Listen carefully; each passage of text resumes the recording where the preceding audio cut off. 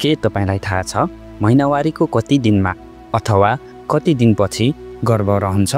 आउनुहोस् आज हामी हरेक दम्पतिको मनमा आउने एउटा महत्त्वपूर्ण प्रश्नको वैज्ञानिक र सरल जवाफ खोज्दैछौँ। महिनावारी भएको कति दिनपछि गर्भवती हुन्छ? यो जानकारीले तपाईलाई आफ्नो परिवार नियोजनको योजना बनाउन वा गर्भधारण गर्न मद्दत पुर्याउनेछ।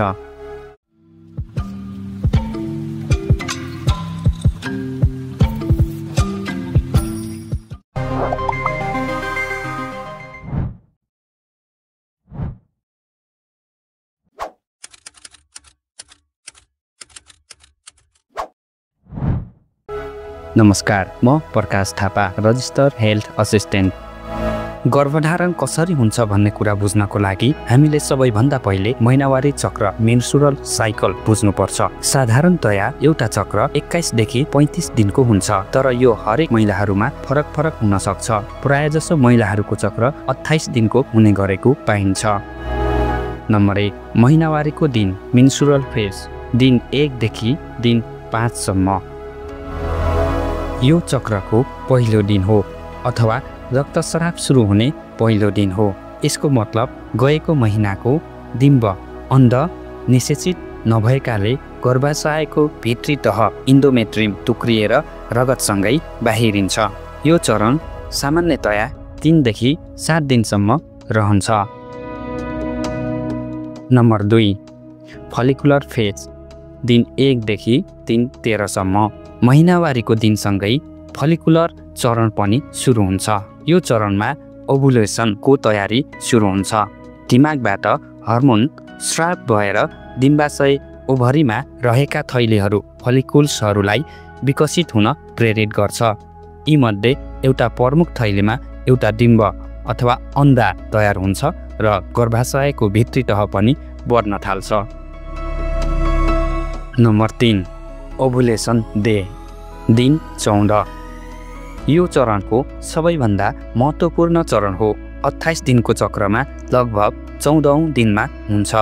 डिम्बाशयबाट सिपी निकालेको डिम्ब बाहिर निस्कन्छ र फ्यालोपियन ट्युबमा पस्छ। यो डिम्ब मात्र 12 देखि 24 घण्टासम्म जिउँदो रहन्छ। गर्भधारण हुने भनेको यही 24 घण्टाको भरमा हुन्छ। ओभुलेसनको समयमा शरीरमा केही लक्षणहरू देखिन्छन्, जस्तै पेट मुनिको हल्का दुखाइ, स्तनमा कोमलता र सर्भाइकल म्युकस। योनिबाट निस्कने तरल पातलो र चिपचिपे हुने हुन्छ, जुन अन्डाको सफेदो जस्तो देखिन्छ। नम्बर 4, ल्युटियल चरण दिन 15 देखि 28 सम्म। ओभुलेसन पछि डिम्ब निस्केको थैलीले प्रोजेस्टेरोन हर्मोन बनाउन सुरु गर्छ, जसले गर्भाशयको भित्री तरललाई बलियो र स्थिर बनाउँछ, ताकि यदि डिम्ब निषेचित भएमा त्यो गर्भाशयमा सजिलैसँग बस्न सक्छ। यदि डिम्ब निषेचित नभएमा प्रोजेस्टेरोनको मात्रा घट्छ र गर्भाशयको भित्री तह टुक्रिन्छ र महिनावारीको रूपमा बाहिरिन्छ। यो चरण सामान्यतया 14 दिनको हुन्छ। गर्भधारण कसरी र कहिले हुन्छ? अब सबैभन्दा महत्त्वपूर्ण कुरा, गर्भधारणको लागि पुरुषको शुक्राणुले महिलाको डिम्बलाई निषेचन फर्टिलाइज गर्नुपर्छ। यो प्रक्रिया फ्यालोपियन ट्युबमा हुन्छ। यहाँ ध्यान दिनुपर्ने कुरा के छ भने डिम्ब मात्र 24 घण्टा जिउँदो रहन्छ भने शुक्राणु महिलाको प्रजनन मार्गभित्र 3 देखि 5 दिनसम्म जिउँदो रहन सक्छ। यसको मतलब के हो भने यदि तपाईले ओभुलेसनको दिन मात्र सम्भव गर्नुभयो भने गर्भधारणको सम्भावना हुन्छ, तर यदि तपाईले ओभुलेसन भएको दिनभन्दा 2 देखि 3 दिन अगाडि पनि सम्भव गर्नुभयो भने त्यहाँ रहेका शुक्राणुहरूले डिम्ब निस्किएपछि निषेचन गर्न प्रतीक्षा गर्न सक्छन्। त्यसैले गर्भधारणको लागि सबैभन्दा बढी सम्भावना ओभुलेसन भएको दिन र त्योभन्दा अगाडिको 2 वा 3 दिन अगाडिसम्म हुन सक्छ। यसलाई नै फर्टाइल विन्डो भनिन्छ। यो फर्टाइल विन्डो लगभग 6 दिनको हुन्छ, ओभुलेसन हुनभन्दा 5 दिन अगाडि र ओभुलेसनको दिन। महिनावारी भएको कति दिनपछि गर्भवती हुन्छ? अब हामी आफ्नो मुख्य प्रश्नमा आउँछौँ। महिनावारी भएको कति दिनमा अथवा कति दिनपछि गर्भवती हुन्छ?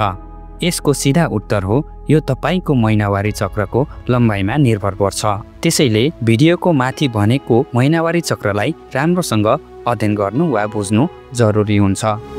उदाहरणको लागि कुनै महिलाको 28 दिने महिनावारी चक्र भएको खण्डमा महिनावारीको पहिलो दिन 1, ओभुलेसन हुने दिन लगभग दिन 14, फर्टाइल विन्डो गर्भधारण हुन सक्ने दिनहरू दिन 9 देखि दिन 14 सम्म। त्यसैले 28 दिने चक्र भएकी महिला महिनावारी सुरु भएको लगभग 9 देखि 14 दिनपछि गर्भवती हुन सक्छिन्।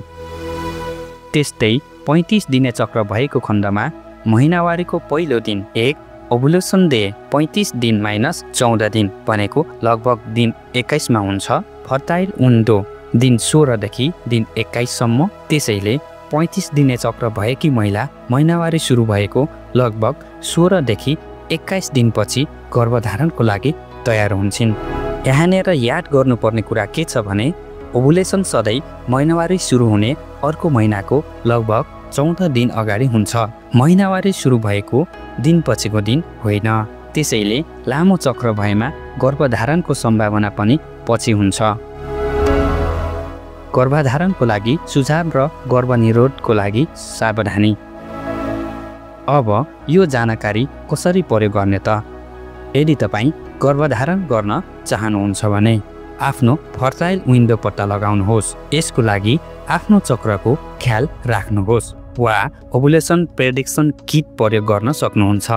यदि तपाईलाई ओभुलेसन प्रेडिक्सन किट कसरी प्रयोग गर्ने भन्ने वा यो किट कहाँ पाइन्छ भन्ने लाग्छ भने हाम्रो फेसबुक पेजमा SMS गर्न सक्नुहुन्छ, जसको लिङ्क डिस्क्रिप्सनमा राखिएको छ। फर्टाइल विन्डोमा नियमित सम्भोग गर्नुहोस्। यदि तपाईँ गर्भधारणबाट बच्न चाहनुहुन्छ भने याद गर्नुहोस् यो विधि 100% सुरक्षित हुँदैन। शरीरको हर्मोनमा भएको फरक, तनाव, रोग आदिले ओभुलेसनको समय फरक हुन सक्छ। फर्टाइल विन्डोमा सम्भोग पूर्ण रूपमा टाढा राख्नुहोस् वा कन्डोम जस्ता अरू विधिको प्रयोग गर्नुहोस्। सेफ डेको अवधारणा धेरै जोखिमपूर्ण हुन सक्छ किनभने शुक्रहरू धेरै दिनसम्म जिउँदो रहन सक्छ। सामान्य र महत्त्वपूर्ण सुझावहरू: स्वस्थ रहनुहोस् र नियमित व्यायाम गर्नुहोस्। तनाव कम गर्ने प्रयास गर्नुहोस्। धूम्रपान र मदिरा सेवनबाट टाढा रहनुहोस्। कुनै पनि स्वास्थ्य समस्या भएमा डाक्टरसँग सम्पर्क गर्नुहोस्। निष्कर्ष: साथीहरू, आशा छ यो भिडियोबाट तपाईले महिनावारी भएको कति दिनमा अथवा कति दिनपछि गर्भवती हुन्छ भन्ने प्रश्नको वैज्ञानिक र सही उत्तर बुझ्नु भएको छ। मुख्य कुरा के हो भने गर्भधारणको सम्भावना महिनावारी सुरु भएको दिनमा आधारित हुँदैन, तर ओभुलेसन भएको दिन र त्यससँग जोडिएको फर्टाइल विन्डोमा आधारित हुन्छ। हरेक महिलाको चक्र फरक हुन्छ, त्यसैले आफ्नो शरीरलाई बुझ्नु र आफ्नो चक्रको हिसाब राख्नु सबैभन्दा महत्त्वपूर्ण हुन्छ। यो जानकारी तपाईको लागि उपयोगी लाग्यो भने कृपया भिडियोलाई लाइक गर्नुहोस्, आफ्नो साथीलाई सेयर गर्नुहोस् र हाम्रो च्यानललाई सब्स्क्राइब गर्नुहोस् ताकि आउँदो भिडियो सबैभन्दा पहिले हजुर सामु आइपुगोस्। तपाईको स्वास्थ्य सम्बन्धी प्रश्नहरू तथा सल्लाह र सुझावहरू कमेन्टमा राख्नुहोला। अर्को भिडियोसम्मको लागि हामीलाई बिदा दिनुहोस्। धन्यवाद।